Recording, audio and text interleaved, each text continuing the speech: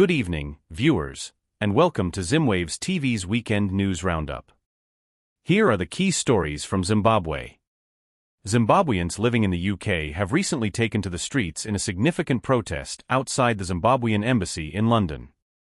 The demonstration was a response to the ongoing pre-trial detention of Citizens Coalition for Change (CCC) activists. The activists have been held for an extended period without trial, which protesters argue is a violation of their basic rights and a political maneuver designed to silence dissent. The protest also targeted President Emmerson Mnangagwa's recent assumption of the Southern African Development Community (SADC) chairmanship, with many expressing concerns that his leadership position might influence the regional body's stance on Zimbabwe's internal issues. The demonstrators are calling for the immediate release of the detained CCC activists and for the international community to pressure the Zimbabwean government to respect human rights and democratic freedoms. In response, the Zimbabwean government has dismissed the protests, asserting that the judiciary is functioning independently and that the detention of the activists is a matter of legal procedure, not political persecution. In economic developments, Finance and Economic Development Minister Mthuli has announced that there will be no increases in tax rates as part of the midterm budget review. This decision aims to provide economic stability amidst ongoing financial challenges and to alleviate the financial burden on citizens facing rising living costs. The budget review will focus on maintaining the current tax rates, thereby avoiding additional pressure on individuals and businesses. It will also emphasize enhancing fiscal discipline to ensure efficient use of public funds, investing in social protection programs to support vulnerable populations, and continuing with infrastructure development projects crucial for economic growth. Although business leaders and economists have welcomed the move as a step towards economic stability, there are lingering concerns about how the government will manage its budget and achieve its fiscal targets without additional tax revenue.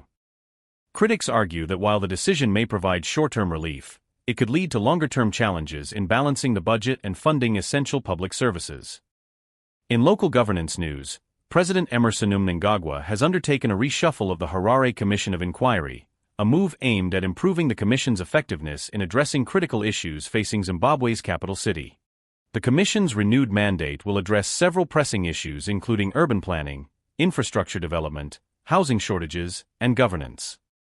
While the reshuffle has been welcomed by some as a positive step towards more effective governance, there are concerns about potential political interference that could undermine the Commission's independence and its ability to deliver tangible results.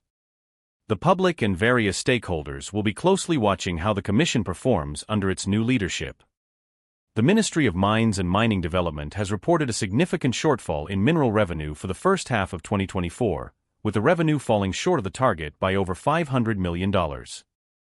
This substantial shortfall is attributed to a combination of factors including declining global commodity prices, which have affected the profitability of mining operations, operational inefficiencies within the sector, and corruption that has plagued various stages of mineral extraction and export. The shortfall poses serious challenges for the government's ability to fund public services and development projects, which rely heavily on mineral revenue. In response, the government has pledged to implement a series of measures aimed at improving the performance and transparency of the mining sector, including enhanced regulatory oversight and anti-corruption initiatives.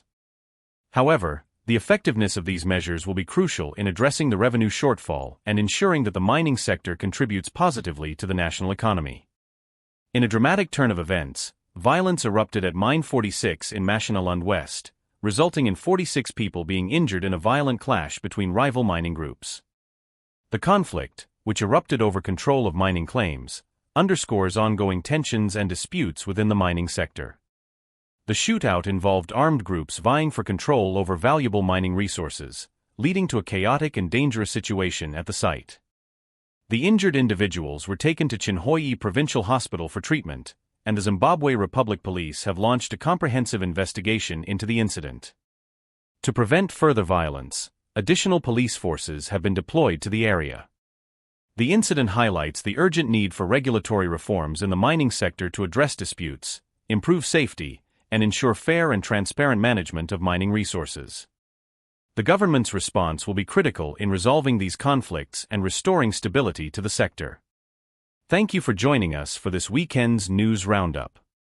For more updates and comprehensive coverage, be sure to subscribe to Zimwaves TV. Your support helps us keep you informed on the latest developments. Have a great evening.